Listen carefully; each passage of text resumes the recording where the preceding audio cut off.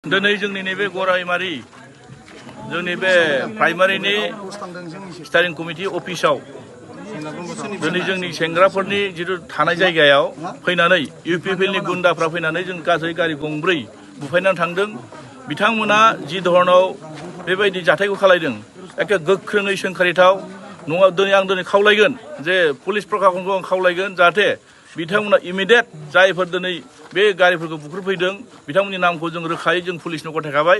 जुदि बेखौ 24 घन्टानि गेजेराव जुदि हमाब्ला हायोब्ला बिथांमोनखौ दिनैनि गेजेराव हमनांगोन, नङाब्ला हयथ' बिनि बेबस्थाखौ जोंनि सेंग्राफ्रा गोख्रोङै जों बेखौ बादा होनो हानाय नङा। ओंखायनो आं खावलायदों जाहाथे दिनै जायफोर दायनिगिरि खालायदों बिथांमोनखौ थाबनो हमनांगौ, सिटिजोनखौ जाहाथे कन्ट्रल खालायनांगौ प्रशासना।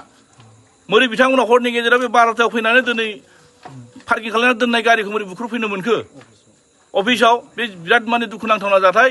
नंखायनो दिनै जोंनि साफ्रोमबो सुबुंफोरखौ आं खावलायहरगोन जायफोर दिनै बिथांमोना दादागिरि गुन्दागिरि खालायबाय थादों बिथांमोना खोब मोजाङै बुंबाय थायो, भद्रहै जेन्टेलै बे सान्थिपुर्ण भाबै माखासे खोथाखौ बुंबाय थायो। दिनै बिथांमोननि माखासे गुन्दा बाहिनिया दिनै फैनानै जोंनि सेंग्राफोरनि थानाय जायगायाव फैनानै मारै बिथांमोना गारि बुख्रुबफैनो हाखो?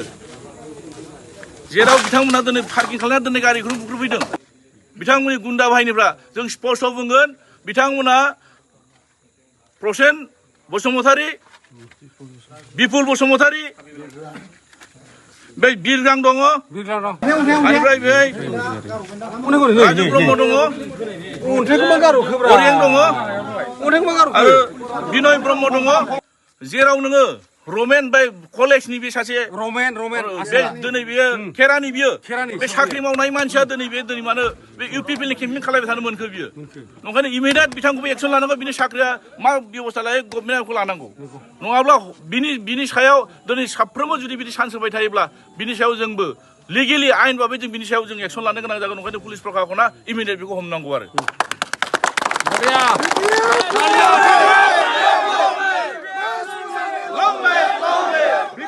Long live!